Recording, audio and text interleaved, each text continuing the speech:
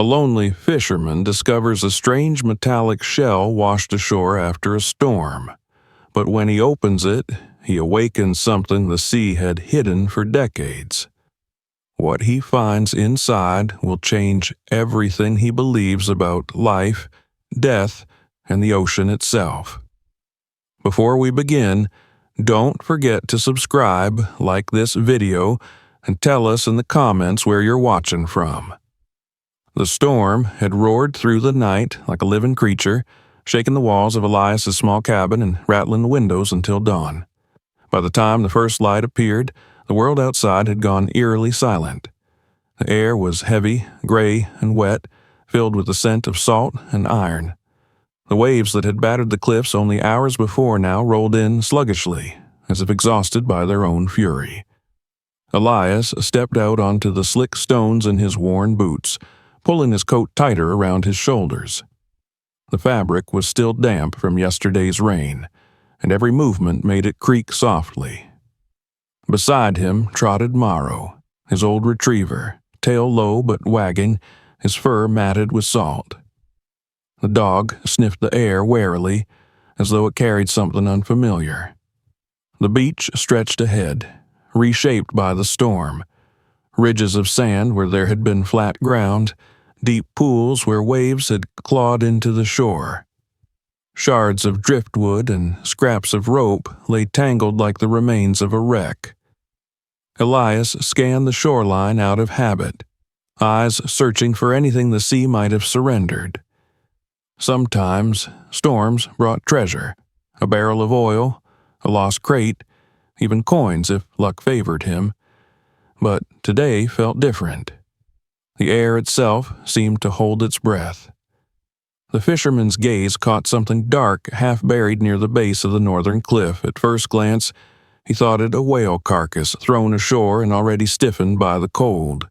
But as he drew closer, the shape became too clean, too deliberate.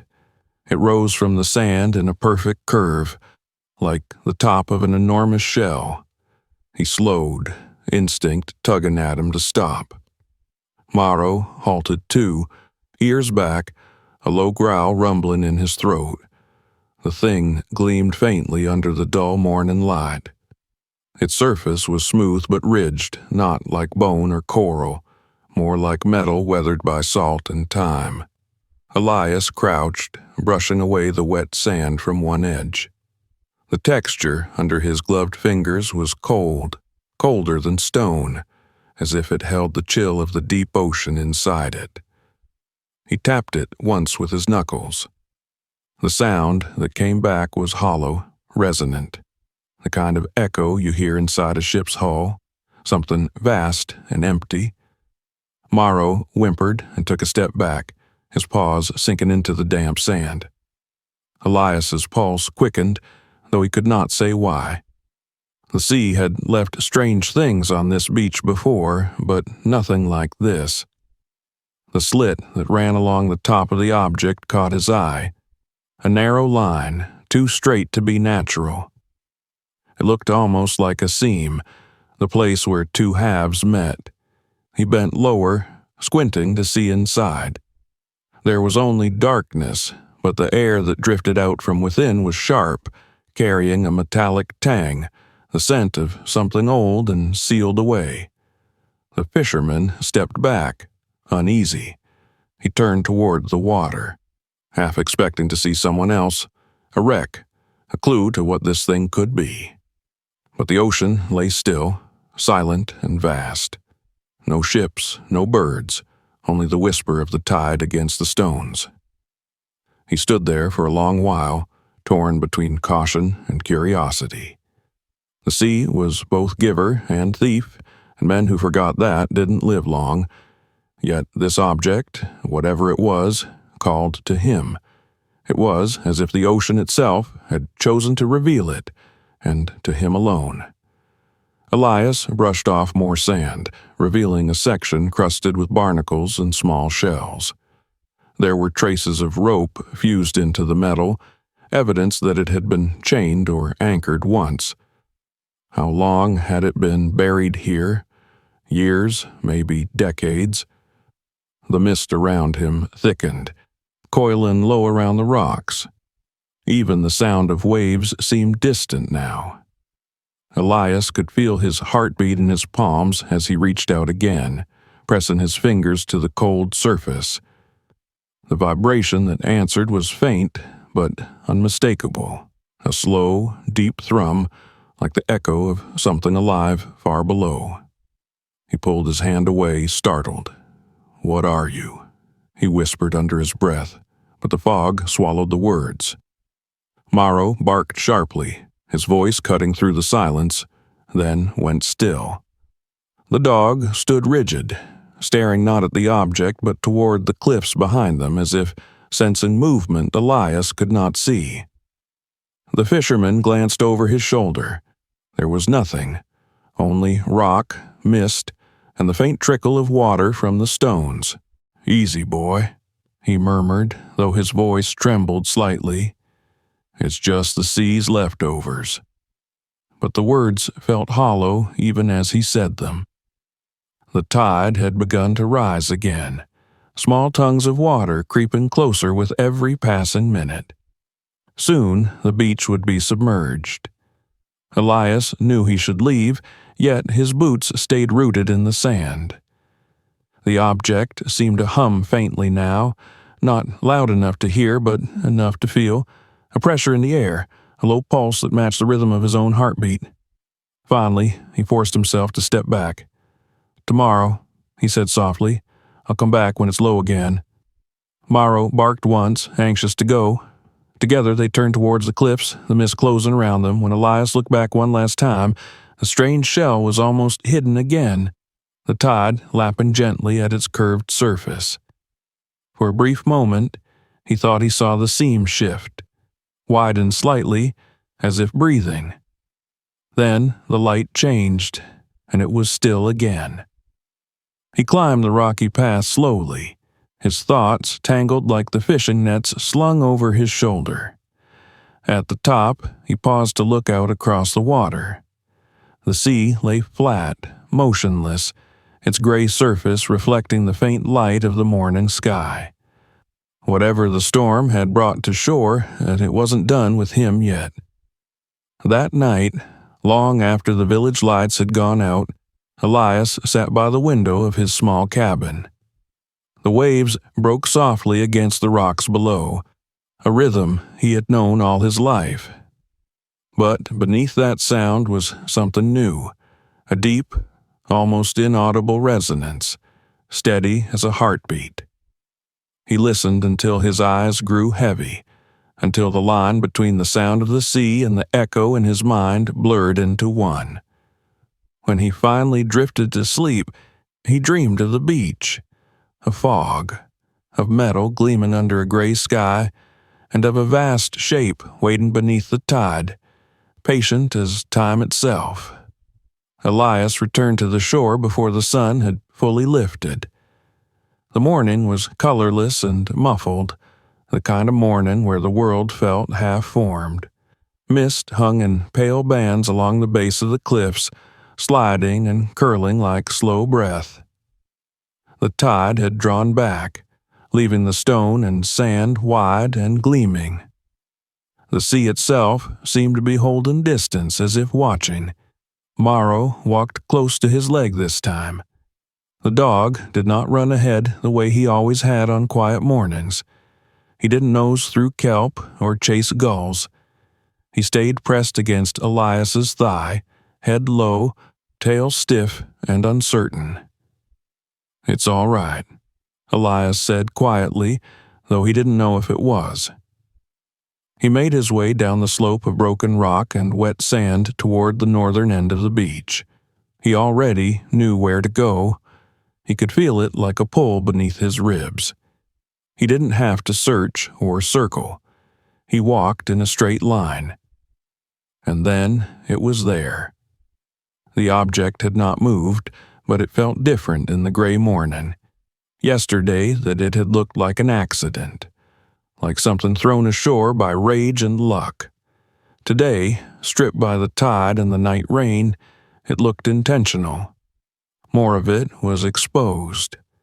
The curved shell rose almost as high as his chest now that the sand had drained away around it. Barnacles crusted the lower half like old armor, and long ropes of pale seaweed clung to its side. Elias could see where the sand had slid off in sheets. The thing wasn't smooth, not entirely. There were plates, sections, lines, and all of them were too straight to belong to anything born. He slowed. Morrow stopped 3 paces back and refused to come closer. Elias set down the canvas bag he had carried over his shoulder. Inside were tools, a hand spade, a small pick, a short iron bar. He hadn't told himself what he planned to do with them. He had just known he needed them. Up close, the surface of the shell was still cold. He laid his palm against it again and felt it. A faint vibration, like something sleeping under tension. It wasn't constant.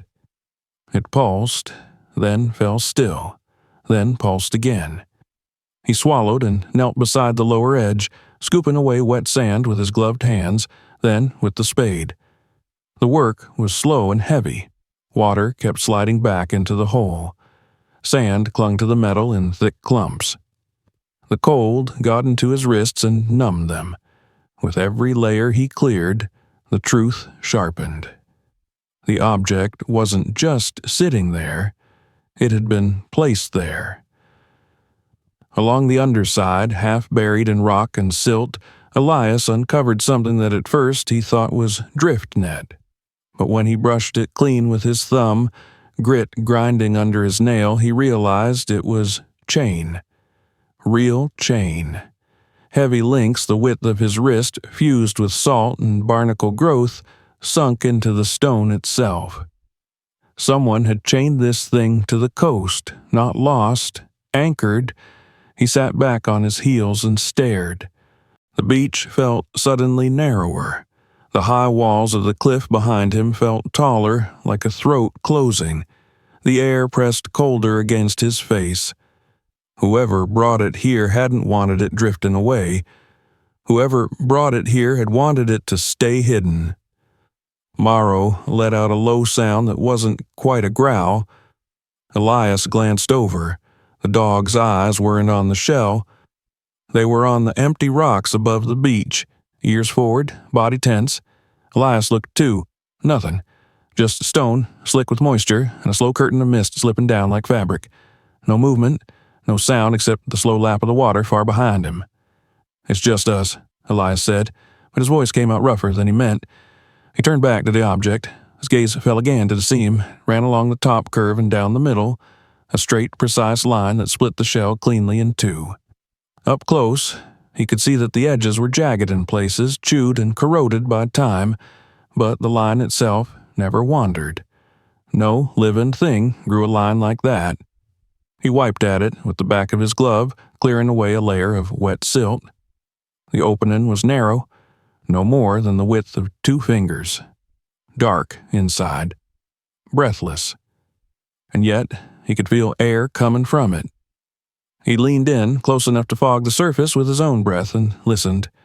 For a moment, there was nothing, only the soft hiss of the tide, distant and steady. Then, there. A faint, hollow note. Not a sound, exactly. More like pressure. A contained exhale, barely there, as if something inside that sealed chamber shifted its weight. Elias pulled back. He sat in the wet sand for a long time without moving. His heart was beating too fast. His hands felt unsteady. He tried to name what he felt. Fear wasn't quite right. Fear, he knew. Fear was clean. This was not clean.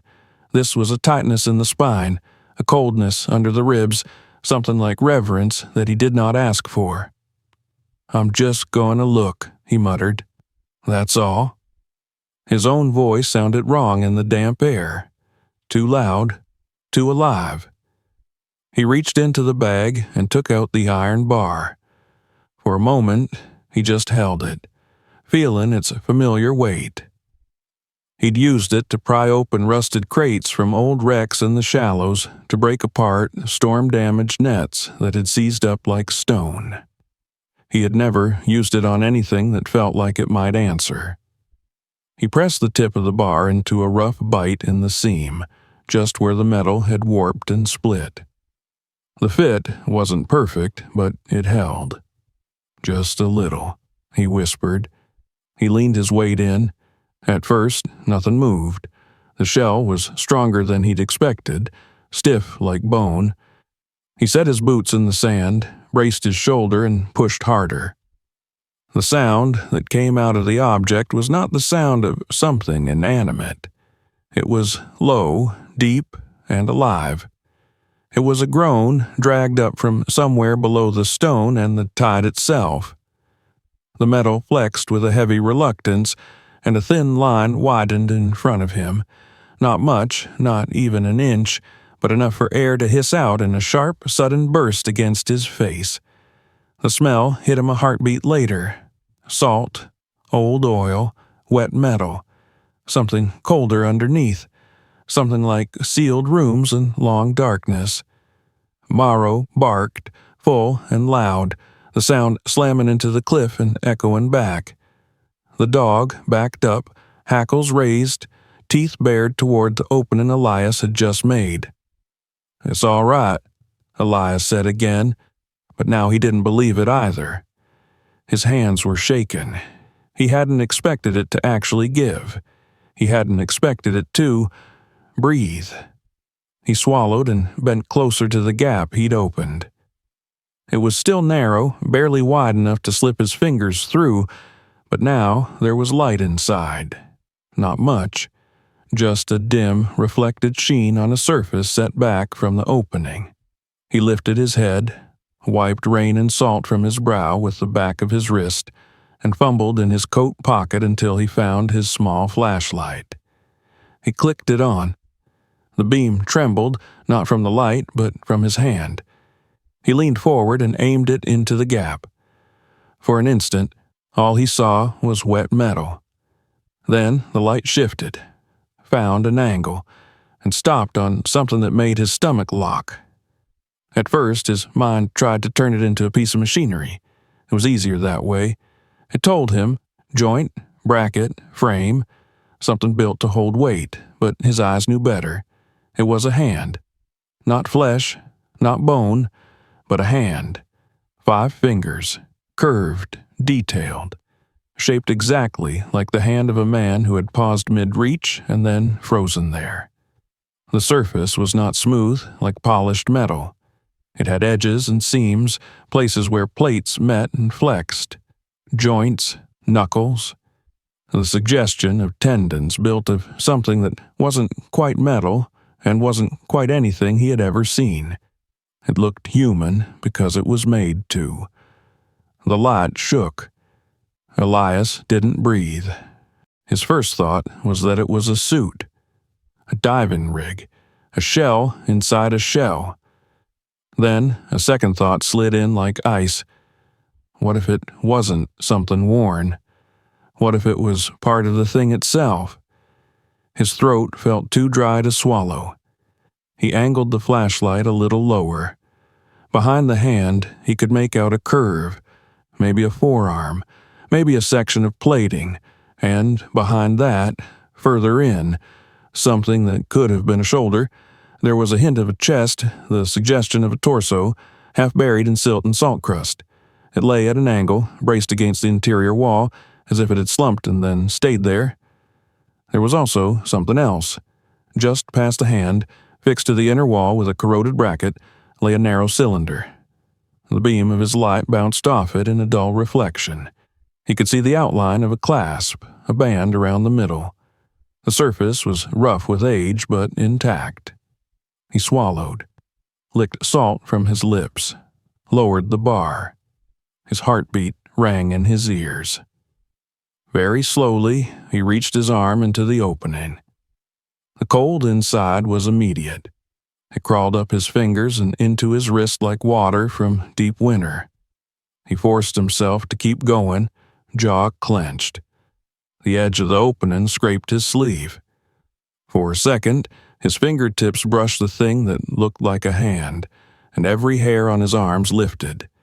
It didn't move. He kept going.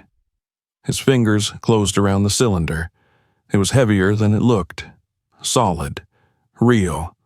Not fused in place like he'd feared. When he pulled gently, it resisted.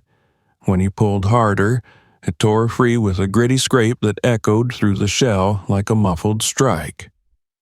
Morrow barked again, frantic. Elias fell back into the sand with the cylinder in both hands. For a few seconds he just sat there, chest heaving, listening. The beach was silent. The cliffs were silent. The air itself felt like it was holding still. But the shell was not silent. From within, so faint he almost thought he imagined it, came a low hum. Not mechanical, not quite. More like pressure. More like something old, shifting in sleep. Elias stared at the cylinder. It was about the length of his forearm, sealed on both ends with thick caps. Corrosion had eaten into the metal in patches, turning it rough and mottled, but it was still whole. Along one side, under the salt crust, something had been etched into the surface. Words. His thumb rubbed instinctively across them, scraping away grit. The letters emerged slowly, dark against the dull metal. Archive. His chest tightened. Archive meant kept.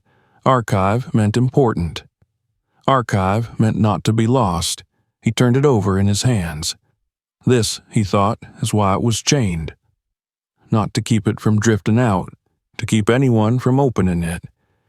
Wind swept cold along the sand, slipping under his collar. He hadn't noticed the weather shifting, but now he did. The mist that had been hanging low was beginning to thicken again, rolling in from the water in pale sheets swallowing shape and distance.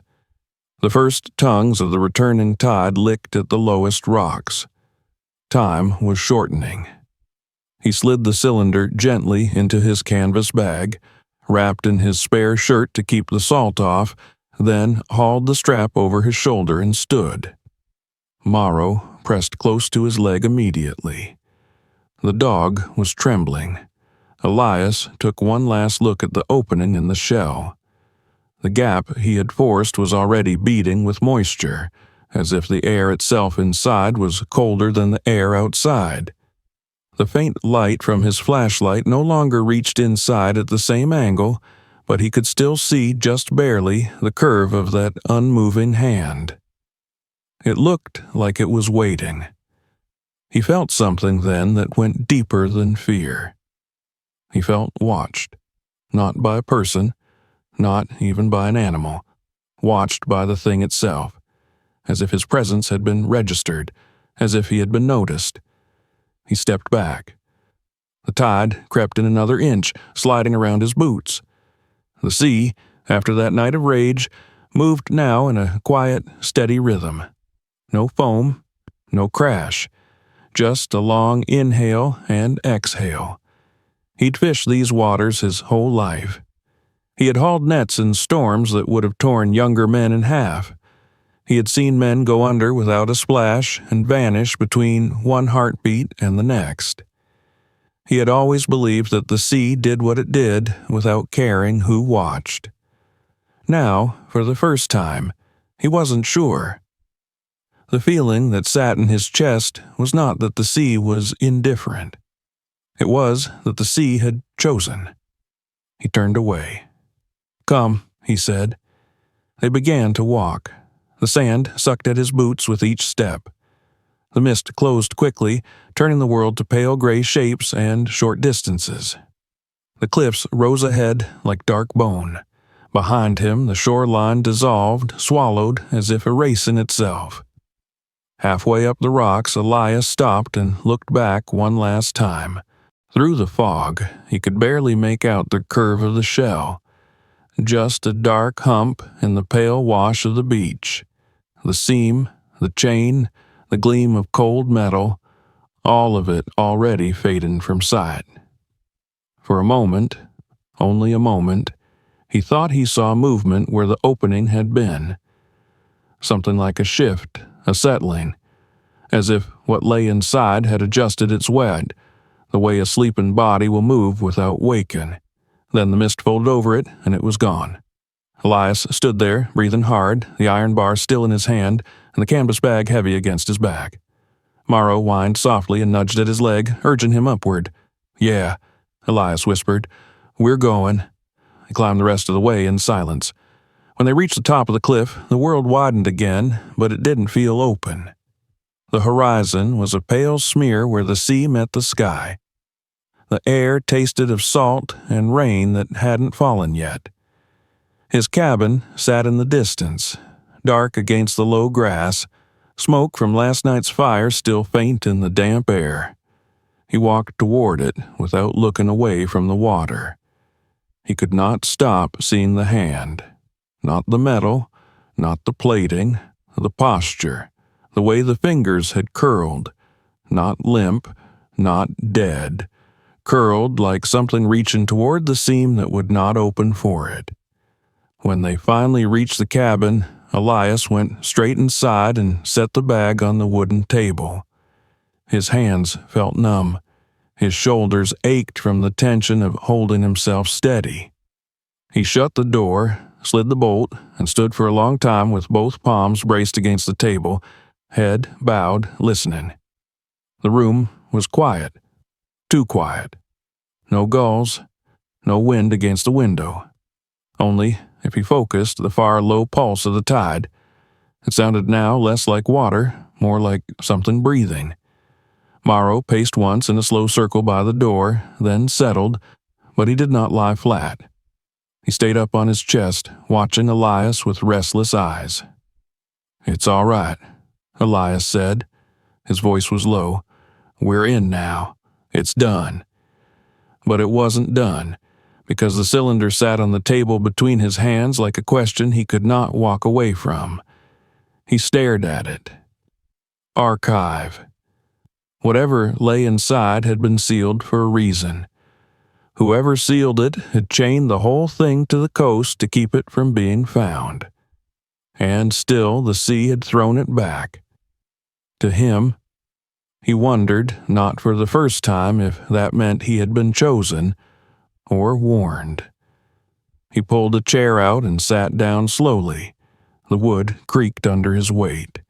For a moment, he did nothing but rub the salt and damp from his palms across his trousers. His heart had not slowed yet. His mouth felt dry. He leaned forward. He touched the edge of the cylinder with his fingertips. It was still cold from the inside of the shell. Colder than the room. Colder than the air. The metal had a strange feel to it. Not like iron or brass, not like anything he knew from boats or nets or winch work. Denser, smoother, as if it held on to what it had been through and refused to let it go. His thumb found one of the clasps. It didn't feel rusted shut. He froze. For a long time he just sat there like that, thumb resting against the clasp, the rest of his hand hovering over the metal, not quite touching. The quiet in the cabin pressed in around him until his own breathing sounded wrong, too loud. Out past the cliff, somewhere beyond sight, the sea shifted. Elias closed his eyes. "All right," he whispered to no one. Then he opened them again, and with his hand still shaken from the cold and the weight of what he did not yet understand, he began to work at the seal. He had to know. He had to see.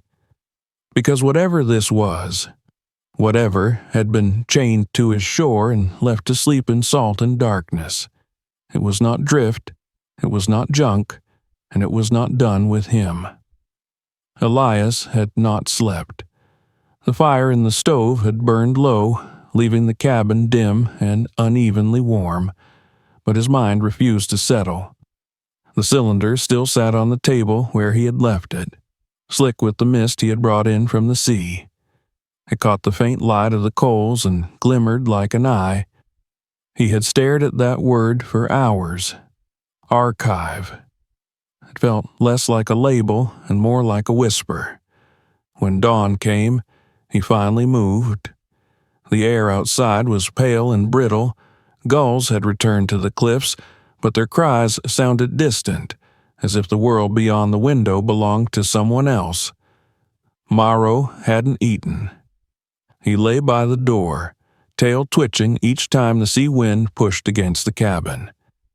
Elias sat down again, rolled up his sleeves, and reached for the cylinder. His fingers hesitated at the clasp.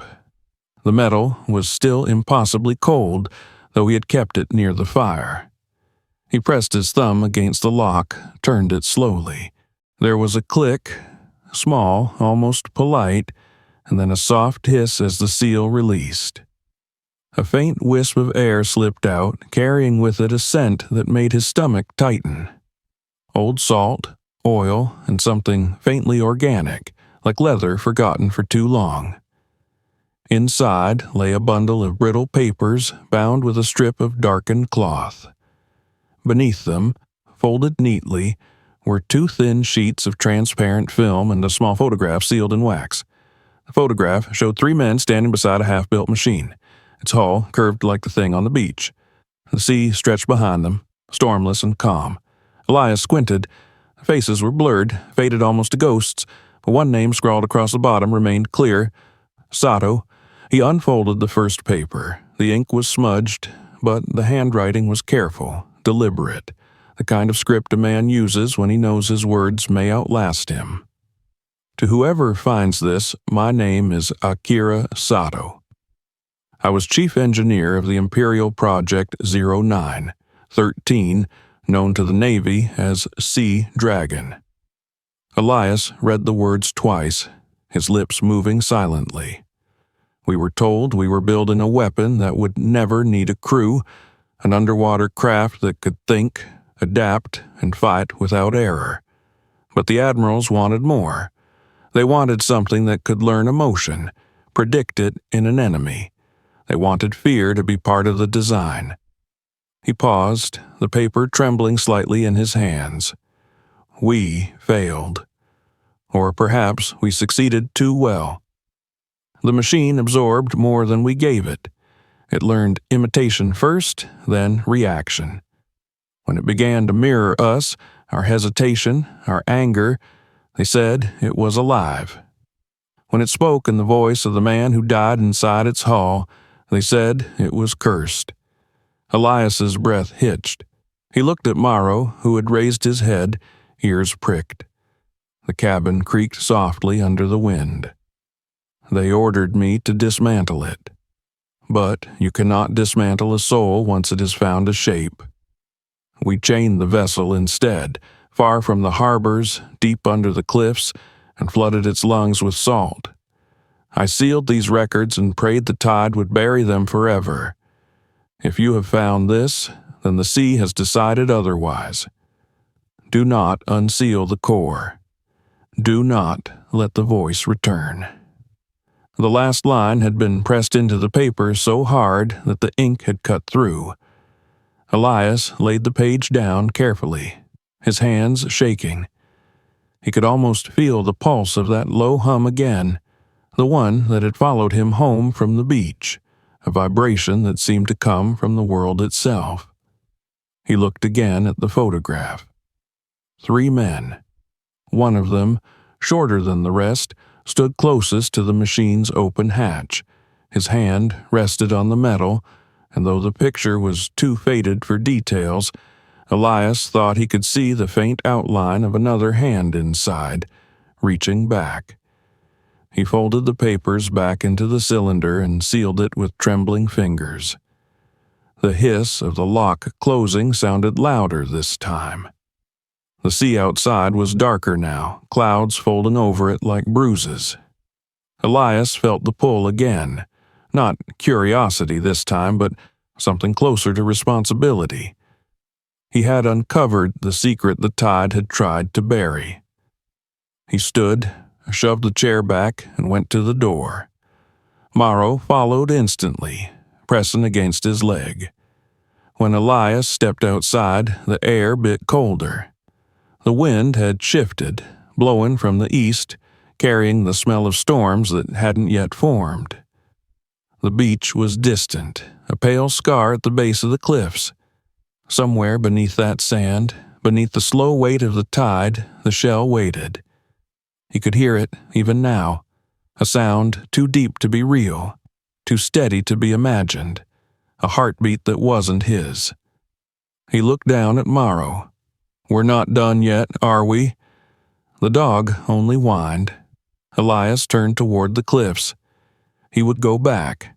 He had to see it again, to know whether it truly slept, or whether the sea had started to breathe on its own. The wind carried the sound of the waves higher, sharper, almost like a word being spoken through water. Elias paused, listening, until he realized it wasn't the sea he heard. It was the echo of his own pulse, timed perfectly to the rhythm of something far larger beneath it. And in that moment, he understood. The archive wasn't just a record of the past, it was a warning still unfolding. The road back to the coast was little more than a trail, half swallowed by reeds and saltthorn. Elias walked it anyway, the canvas bag slung over his shoulder, the sealed cylinder inside pressing heavily against his ribs with each step. The sky hung low and bruised, a thin line of white light barely cutting through the clouds at the horizon. The air was full of electricity, not thunder yet, but the weight of it coming. Morrow trotted beside him in silence, stopping now and then to look back toward the cabin, as if he knew they were leaving safety behind. Elias did not speak. He didn't trust his voice. He had spent the night hearing whispers in the surf, not words, but rhythms that sounded like speech when the wind carried them. He had told himself it was his imagination. He didn't believe that anymore. When he reached the cliff's edge, the sea was still, unnaturally still. The tide had drawn back farther than it should have, bearing dark sand and rock. The smell of salt was sharper, sour almost, like something overturned. He began to climb down the narrow path he had used for decades, his boots slipping on damp stone. Each step felt heavier, as if gravity had thickened around him. Morrow hesitated at the top, whining low. "Stay, boy," Elias said. His voice came out hoarse, breaking the silence too sharply. "Stay there." The dog didn't move. He watched with wide eyes as Elias made his slow descent, disappearing into the mist at the base of the cliffs. When Elias stepped onto the beach, the world went quiet again. No gulls, no wind, no sound but his own breath. The sand was wet, smooth, unmarked, except for one faint hollow where the object had been. It was gone. He froze. His heart stumbled once, then hammered. He scanned the beach, turning in slow circles, eyes darting across the sand, the rock, the waterline. Nothing. Not even the chain. And then he saw it. Not gone. Shifted. The thing lay half in the water now, farther down the coast where the sand met the black stones. It had moved, or been moved, as if the sea itself had dragged it back toward the deep. The seam along its center glistened with salt water, and a faint mist rose from the gap he had pried open days ago. Elias approached slowly, the cylinder still pressed against his side. His boot sank into the sand with each step, leaving deep tracks. The hum grew stronger as he neared, a pulse so low it wasn't sound anymore. It was in his chest, in his bones. The water lapped gently against the shell, rhythmic, deliberate, as though in sync with the thing's hidden heartbeat. Elias knelt beside it, setting the bag down carefully. He brushed his hand over the cold surface. "Why now?" he whispered. "Why me?" The metal vibrated beneath his palm. He pulled his hand back. The vibration didn't stop. Then, from within the seam, came a sound. It was faint at first, a slow, dragging scrape, like a chain pulled across stone.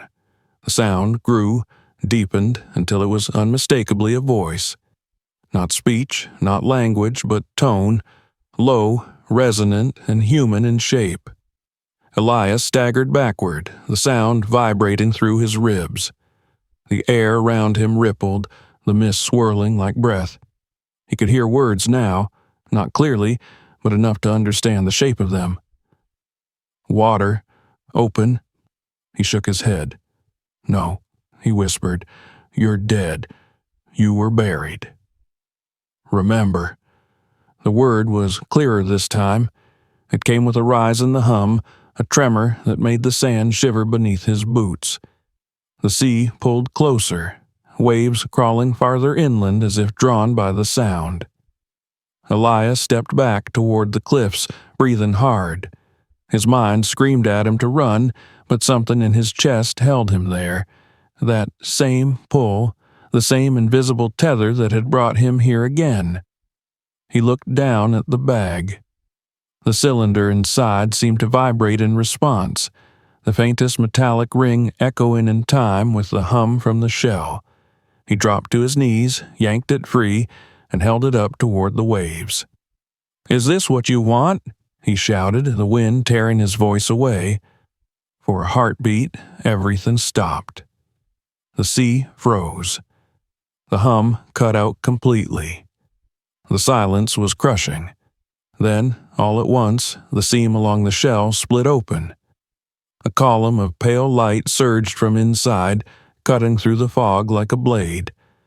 It wasn't the light of fire or electricity. It shimmered, alive, like sunlight seen from underwater. The sound that followed was deafening, the roar of metal giving way, the sea itself inhaling. Elias fell backward, shielding his face. Through his fingers he saw shapes moving in the light, mechanical but almost human. A figure bent within the glow, half flesh, half machine, its arm stretching forward. It was reaching for the cylinder. Elias scrambled to his feet, his instincts screaming. But before he could move, the thing stopped. Its fingers hovered inches from him, trembling. And then, in a voice low and broken, it spoke. Sato. The sound was unmistakable. A name. Elias's throat went dry. Sato is dead, he said. You shouldn't be here. Remember, the voice repeated. Not dead. The light flickered, dimmed. The arm withdrew slowly, the seam shuddering as if struggling to close again. The air filled with the smell of rust and burning salt. Elias stumbled backward, still clutching the archive to his chest. He watched as the light collapsed into a single thin line, then vanished entirely. The hum faded, leaving only the wind and the crash of returning waves. He stood there for a long time, breathing hard, the roar of the sea now deafening in its normalcy. Finally, he looked down at the cylinder. The surface was warm. Warm for the first time since he'd found it. Along the metal side, the word archive had changed color, glowing faintly with a dull red light. Something inside had awakened. Morrow barked from the top of the cliff, frantic and sharp. Elias looked up, saw the dog's silhouette against the gray sky. He turned towards the path, the cylinder clutched in both hands, and began to climb. Behind him, the sea rolled in, swallowing the beach. The shell was gone by the time he reached the top, pulled back into the deep without a sound. But the hum was still there, softer now, following him through the wind. When he reached his cabin, rain began to fall, slow, steady, cleansing. He stepped inside, set the archive down on the table, and stared at it as thunder rolled over the cliffs. The glow on its surface pulsed once more, faint, rhythmic, like a heartbeat. And Elias knew the sea had not taken anything back. It had given something to him, something that would not sleep again. Days passed, but the world no longer felt the same. The rain had stopped and sunlight returned to the coast, soft and gold, glimmering over the water like forgiveness. Yet the silence that had once meant peace now carried weight. Elias could hear things in it. The hush between waves had rhythm now, the same low pulse he had felt under his hands when he first touched the shell. He tried to fish again. He mended nets, repaired his boat, walked the shore at dawn. Outwardly, nothing had changed. The cliffs were still gray, the sea still stretched endlessly, calm and indifferent, but Elias knew better. Something beneath that water was not sleeping anymore. Every morning, as he stepped out of his cabin, he could feel it, a quiet vibration under the soles of his boots, as though the tide itself breathed through the sand.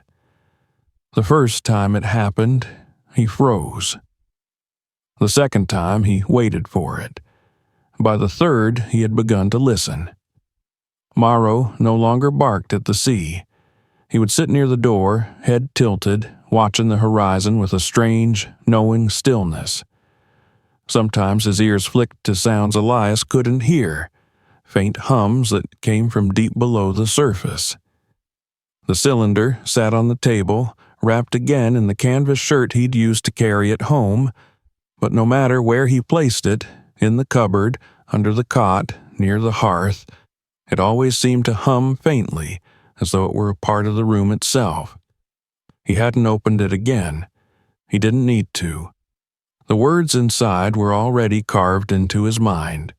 Do not unseal the core. Do not let the voice return. He knew now that the warning hadn't been for men like Sato. It had been for men like him, people who couldn't turn away from what the sea revealed. That morning, he went down to the cliffs again.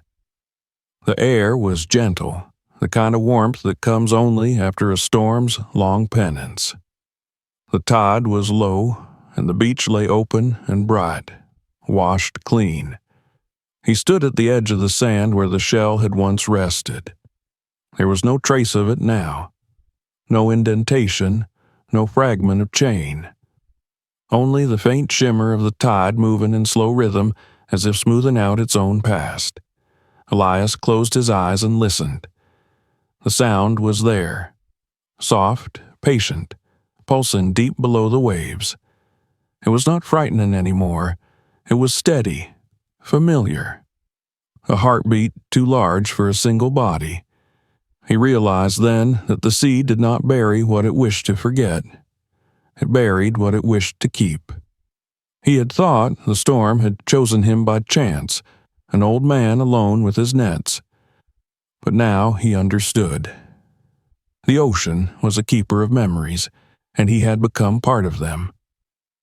He turned to go, and for a moment he saw movement just beneath the surface. A flash of metal in the light, a slow, deliberate turn, as if something immense was watching him from below. It did not rise. It did not threaten. It simply was. A single wave reached farther than the others, washing over his boots and soaking his trousers. When it receded, it left behind a piece of corroded metal in the sand, a small plate no larger than his hand, etched with worn letters. He bent down and lifted it. The inscription was faint, but still legible. Dragon 09. 13. Elias turned it over, the metal warm against his palm. A faint hum shivered through it, the same note he had heard in the shell, in the cylinder, in the sea. He smiled softly. "So you remember," he whispered. He carried the plate home and set it beside the cylinder. Together they pulsed, a slow, unified rhythm like breathing. For the first time in days, he felt calm. The presence wasn't hostile. It wasn't even foreign anymore. It was simply the sea, ancient, endless, alive. That night, the wind came from the west, and the ocean was silent again. Elias sat by his window, watching the moon shimmer across the black surface. Somewhere out there, deep below, the sea dragon rested once more. Not dead, not alive, simply waiting, dreaming in the dark. He wondered if Sato's spirit was still down there too, watching over what he had made, Or maybe the machine had become the memory of them both, man and creation fused into one long pulse that the ocean had adopted as its own. Elias exhaled, slow and deep, matching the rhythm he heard in the distance. Tomorrow he would fish again. He would mend nets. He would live. But he would never again call the ocean lifeless. Because he had seen its memory, and it had looked back. Outside, the tide whispered against the stones, neither coming nor going, as if content. The last echo of the hum faded into the night. The sea was quiet, but it was never truly still. The sea keeps its secrets, but this time it chose to share one. What would you have done if you were in Elias's place? Tell us your thoughts in the comments below, and don't forget to subscribe so you don't miss the next story. The next episode will take you even deeper into the unknown.